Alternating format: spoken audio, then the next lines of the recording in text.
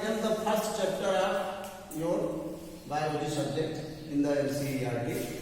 So we were discussing about asexual reproduction yesterday.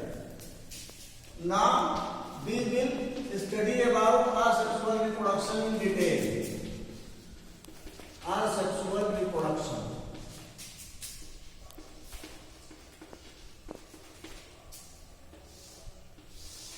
अगर हम लोग इसे निकाल करें कि असेक्सुअल रिप्रोडक्शन क्या है। Asexual reproduction is a biological process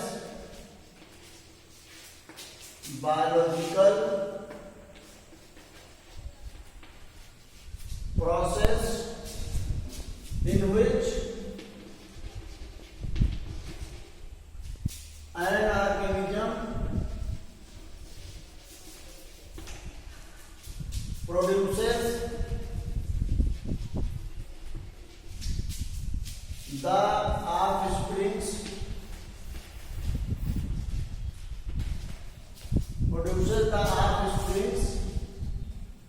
without involvement of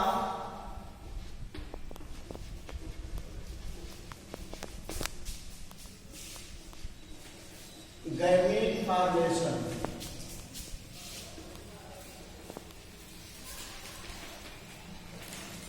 कहने का मतलब क्या हुआ कि असेक्सुअल रिप्रोडक्शन एक ऐसी प्रोसेस है जिसमें एक ऑर्गेनिज्म से ऑफस्प्रिंग्स का फॉर्मेशन होता है, लेकिन उसमें गैमेट फॉर्मेशन इन्वॉल्व नहीं होती है।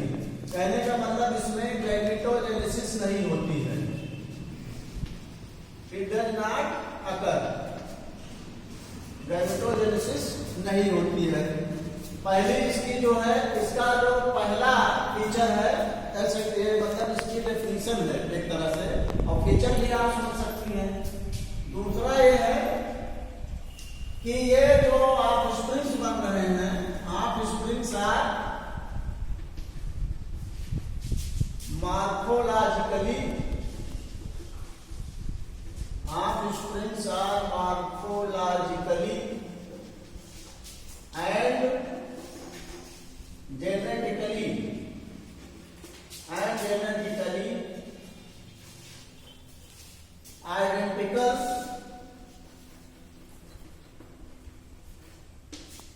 to their parents.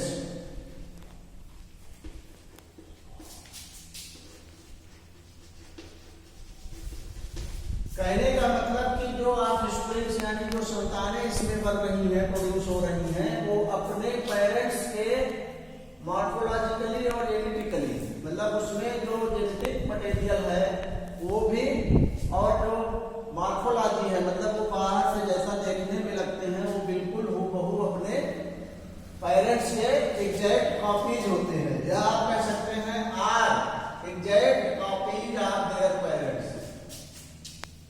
Exact copies of their parents.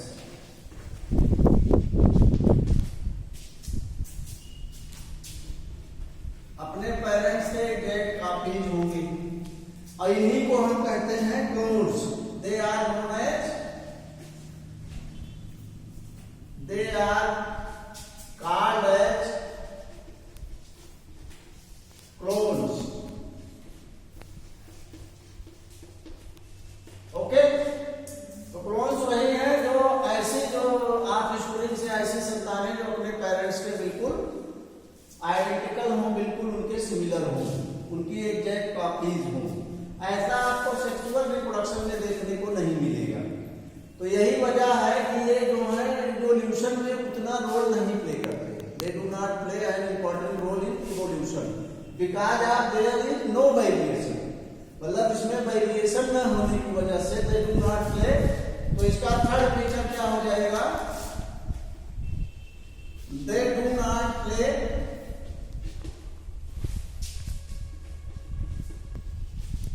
Significant role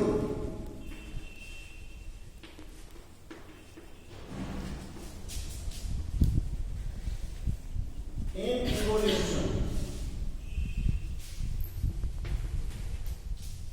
और ऐसा क्यों होता है, because there is no variation there is no variation. Variation न होने की वजह से, मतलब ये जो आप स्प्रिंग्स इसमें प्रोड्यूस हो रहे हैं उनमें वेरिएशन नहीं है, तो ये जो है इवोल्यूशन में कोई रोल प्ले नहीं करेगी। नेक्स्ट फीचर क्या है? We are discussing about the features one by one. Individuals are produced by all the individuals are produced by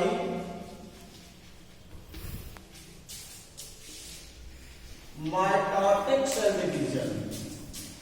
Mitotic cell division.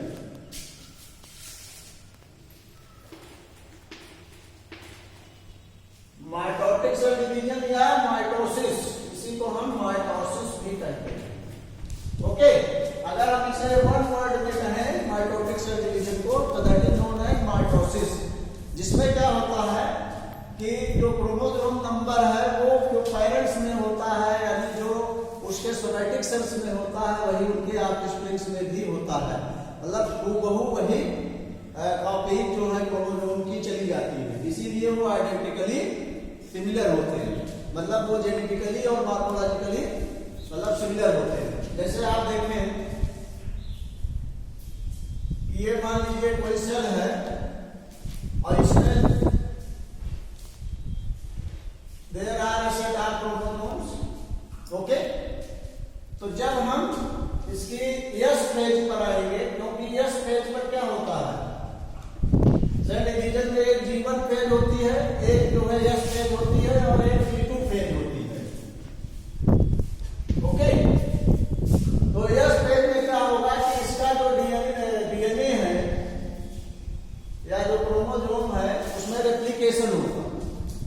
तो जो पहली कॉपी है डीएनए की, उसकी डबल कॉपीज हो जाएंगी, मतलब उसी की जैसी दूसरी बन जाएगी, और जो दूसरी वाली है उसका भी एक रेप्लिका बन जाएगा। रेप्लिका का मतलब उसी जैसी कॉपी, रेप्लिका मींस कॉपी, तो उसकी भी एक कॉपी बन जाएगी। यानी ये जो दो एक सेट क्रोमोसोम था, अब ये दो सेट क्रोमोसोम हो गए। इट मींस कि अगर मान लीजिए ये 46 क्रोमोसोम थे, तो नाउ दे आर डबल, इसका डबलिंग हो जाएगी। जीवन में क्या होता है कि इस रेप्लिकेशन की तैयारी एक तरह से हो रही है, और इसमें ये रेप्लिकेशन हो गया, मतलब इस क्रोमोसोम का दूसरा बन गया कॉपी और इसका दूसरा बन गया। उसके बाद क्या होता है कि G2 फेज में अब नेक्स्ट फिनोमेना मतलब डिवीजन की होगी, तो उसमें क्या होगा कि जो ये सेल है, the cell which has gone through the replication, यहां पर हम लिख सकते हैं रेप्लिकेशन।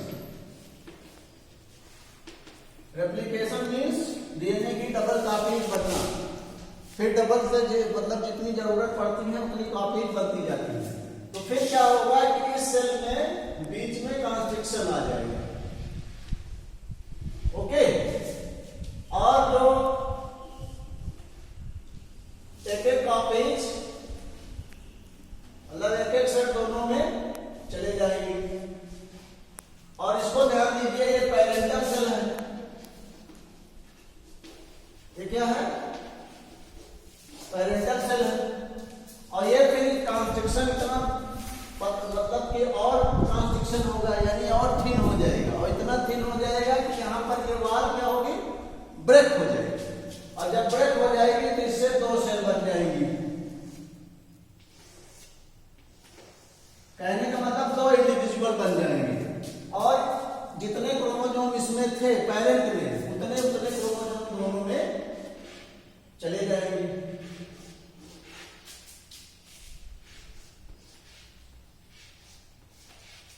तो कहने का मतलब ये 2 डॉटर सेल्स आपकी बन गई।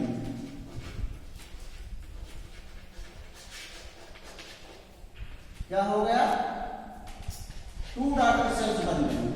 तो 2 डॉटर सेल बन गई बिल्कुल उसी तरह से जैसे उनके पेरेंट की सेल थी, तो एक ही सेल ने पहले रेप्लिकेशन किया, यानी मतलब क्रोमोसोम नंबर को अपना डबल किया, और डबल करके फिर उसने हाफ दो सेल में डिवीजन के जरिए साइटोप्लाज्मिक डिवीजन हुआ। पहले न्यूक्लियर डिवीजन हुआ, फिर न्यूक्लियर डिवीजन के बाद साइटोप्लाज्मिक डिवीजन हुआ, और उसके बाद दो अलग अलग सेल्स उसी क्रोमोसोम नंबर की बन गई।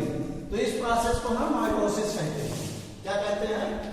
माइटोसिस, जिसमें क्रोमोसोम नंबर या जो जेनेटिक मटेरियल है उस पर कोई इफेक्ट नहीं पड़ता है, मतलब same number of chromosomes are found in the daughter cells also.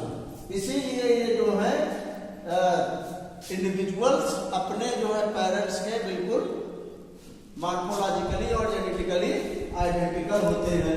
बात समझ में आई नहीं? तो एक तो जो है ये माइटोसिस के जरिए इनमें सारी प्रोसेस होती है। नेक्स्ट जो है इसकी फिनोमेना है कि ये इसमें पाए जाते हैं, मतलब सेक्सुअल रिप्रोडक्शन मोस्टली कैसे ऑर्गेनिजम्स में पाया जाता है। तो नेक्स्ट इसका होगा it is seen in lower invertebrates, lower invertebrates. Lower invertebrates में जैसे आपका है प्रोटोजोआ है, प्रोटोजोआ, इसके अलावा जो है थैलेट्रेट्स में भी होता है, थैलेट्रेट्स में होता है, स्पॉन्जेस में होता है, स्पॉन्जेस में,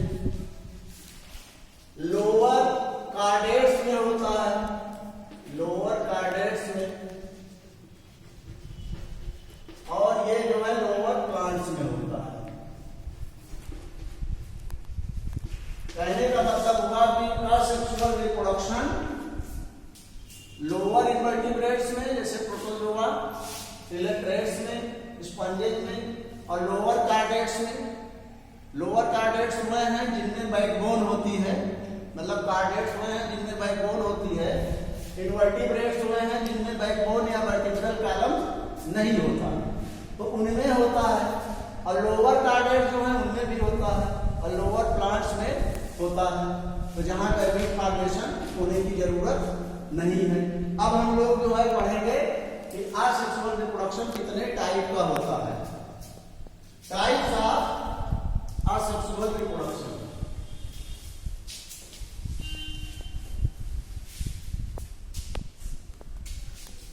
टाइप्स, तो इसको पहले हम सेक्सुअल रिप्रोडक्शन बीच में लिख लें। असेक्सुअल रिप्रोडक्शन, और इसको दो कैटेगरी में आप बांट दें, क्योंकि ये एनिमल्स में और प्लांट्स में दोनों में होता है। एक तरफ आप लिख लें इन एनिमल्स, और दूसरी तरफ आप लिख लें इन प्लांट्स। एनिमल्स में ये किन किन मेथड से होता है? What are the methods found in animals?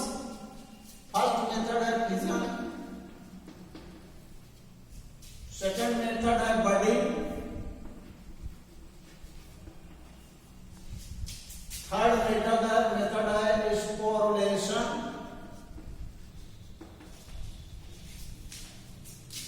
Fourth method है फ्रेगमेंटेशन,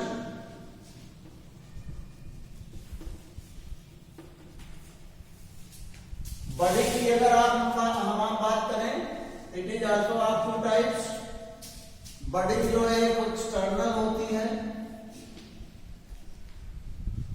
और एक होती है इंटरनल।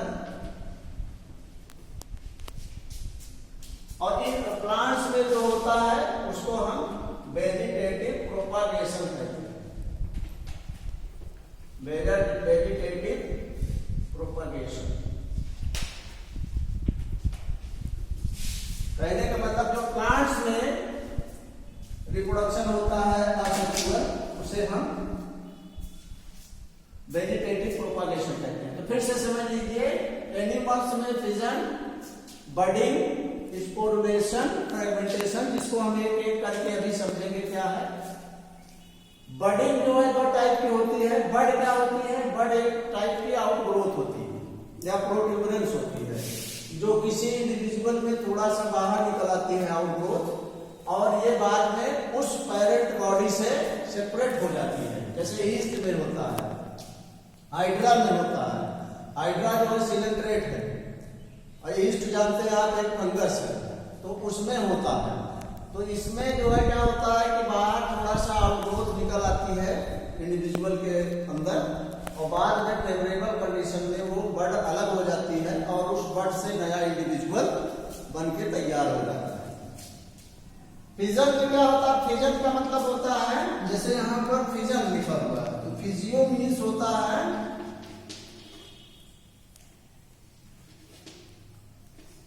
स्प्लिटिंग। स्प्लिटिंग का मतलब होता है ब्रेक डाउन। कहने का मतलब इसमें कोई सेल जो है या कोई ऑर्गेनिज्म बीच में से मतलब मिडिल में से वो ब्रेक डाउन उसका हो जाता है। सबसे पहले उसका न्यूक्लियस डिवाइड होता है, फिर साइटोप्लाज्म डिवाइड होता है। न्यूक्लियस जब डिवाइड होता है तो उसको हम कैरियोकाइनेसिस कहते हैं, और जब क्या कहते हैं साइटोप्लाज्म डिवाइड होता है तो उसे हम साइटोकाइनेसिस कहते हैं। मतलब साइटोप्लाज्म जब डिवाइड होता है तब फिर वो दोनों इंडिविजुअल अलग अलग हो जाते हैं, जिसको हम मतलब उसमें दो डॉटर सेल्स लगभग इक्वल साइज के बनते हैं। स्पोरुलेशन में क्या होता है? इसमें स्पोर्स बनते हैं। स्पोर्स कई टाइप के बनते हैं, जैसे जू स्पोर्स, कोनिडिया है।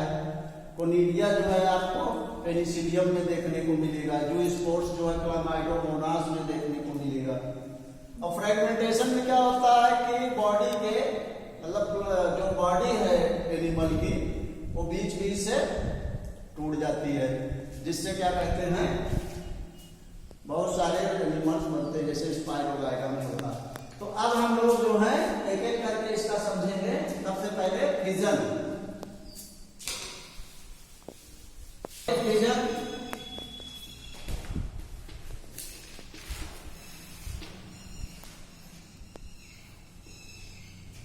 फिजन में क्या होता है कि द इंडिविजुअल या the parent cell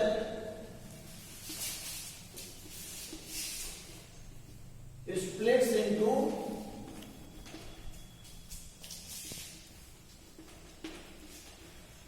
two individuals.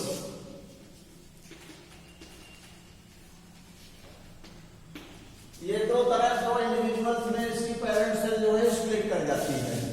और ये कैसे होता है इसकी भी कई जो है एक दो तीन मेथड हैं। इसमें पहला है जैसे binary fission.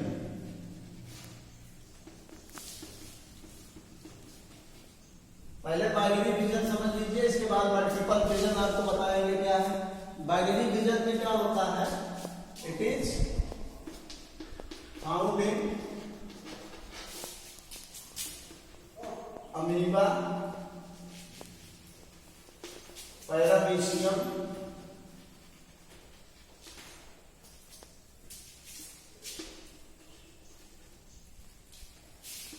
Euglena and bacteria etcetera. मतलब ये बैक्टीरिया में भी देखने को मिलता है।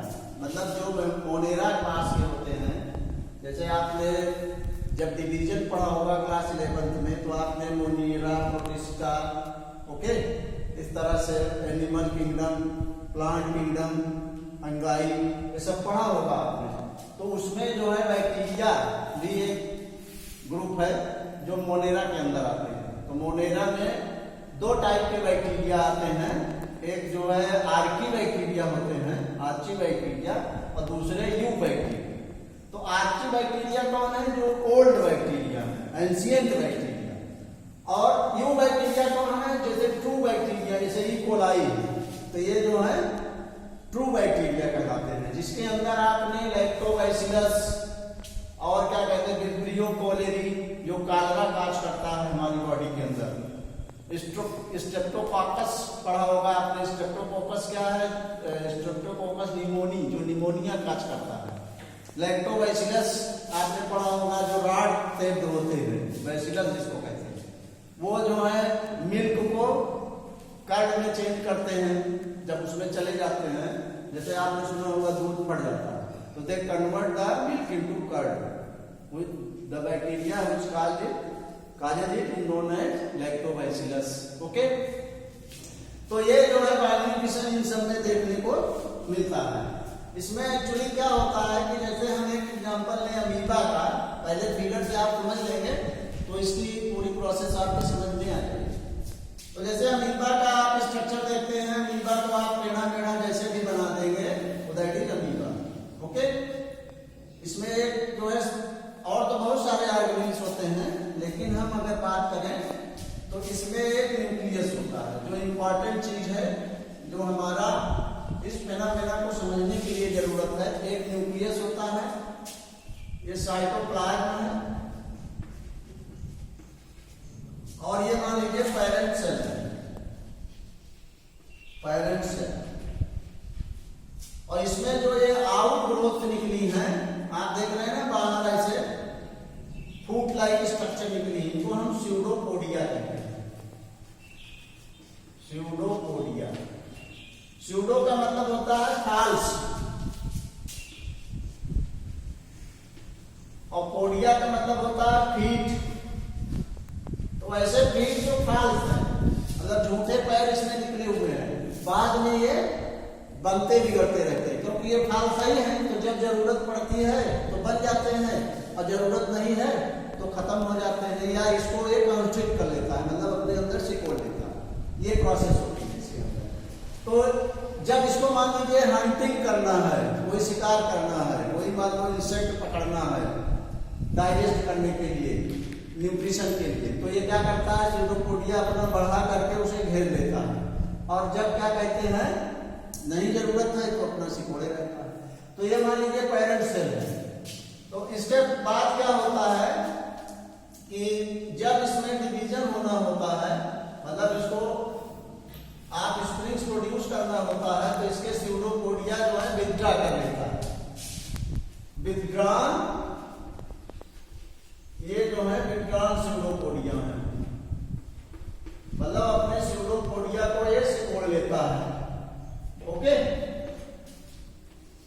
तो पहली प्रोसेस में क्या होगा कि फर्स्ट स्टेप क्या होगा कि it will withdraw it's pseudopodia, means अपने स्यूडोपोडिया को अपने अंदर सिकोड़ लेगा। नेक्स्ट क्या होगा कि इसका जो न्यूक्लियस है बीच में कॉन्स्ट्रिक्ट होकर थोड़ा सा इलांगेट हो जाएगा। Nucleus will constrict in the middle, और जो क्या कहते हैं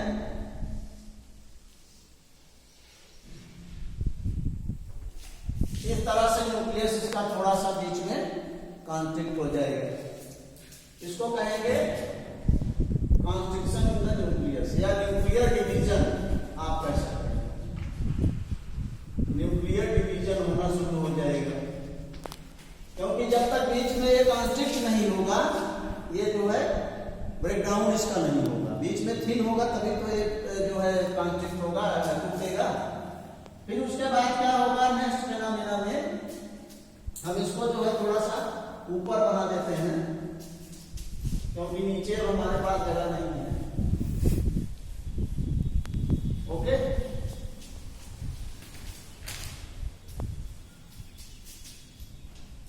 तो ये क्या कहते हैं, जो न्यूक्लियर डिवीजन होने के बाद अब इसका जो साइटोप्लाज्म है वो भी बीच में सिकुड़ जाएगा। It will constrict in the middle and nucleus है ऑलरेडी कॉन्स्ट्रिक्टेड। न्यूक्लियस पहले से ही इसका कॉन्स्ट्रिक्ट हुआ है। ये साइटोप्लाज्मिक डिवीजन, साइटोप्लाज्मिक डिवीजन अब शुरू होगा। इसको हम साइटोकाइनेसिस भी कहते हैं। इस फेनोमेना को क्या कहते हैं, साइटोकाइनेसिस। और ये न्यूक्लियर डिवीजन क्या कहते हैं, कैरियोकाइनेसिस। कैरियोकाइनेसिस, कैरियन का मतलब न्यूक्लियस होता है। जैसे इसमें दो लैटिन वर्ड्स हैं, कै काइनेसिस मीन डिवीजन, और साइटो मीन साइटोप्लाज्म, और काइनेसिस मीन डिवीजन, साइटोप्लाज्म का डिवीजन होगा। उसके बाद जो है दो डॉटर सेल्स इस तरह से जो अपने पेरेंट के बिल्कुल, ये पेरेंट था इसका, और उसके पेरेंट जैसे ही लगभग बनके तैयार हो जाएंगे। जब ये बीच में मतलब न्यूक्लियस डिवाइड होकर दोनों में चला जाएगा और साइटोप्लाज्म डिवाइड होकर दो सेल में कन्वर्ट हो जाएगा। और बाद में कंडीशंस फेवरेबल आने पर, मतलब या क्या कहते हैं, बाद में ये रैपिड मल्टीप्लिकेशन इसमें होगा, रैपिड ग्रोथ होगी, और रैपिड ग्रोथ होने के बाद रैपिड मल्टीप्लिकेशन होगा, और जिससे ये एडल्ट में कन्वर्ट हो जाएंगे। किसमें कन्वर्ट हो जाएंगे? एडल्ट में। तो इस तरह से तो अमीबा जो है एक अमीबा से बन जाएंगे। तो आपको जो है ये जानकारी होगी कि अमीबा एक सिंगल सेल एनिमल है, मतलब केवल इसमें एक ही सेल का एक ऑर्गेनिज्म है, और इसमें सेल डिवीजन के ही थ्रू जो है रिप्रोडक्शन यानी एसेक्सुअल रिप्रोडक्शन होता होगा। इसको आप लोग रिवाइज कर लीजिएगा, इसके आगे हम नेक्स्ट वीडियो में आपको जानकारी देंगे।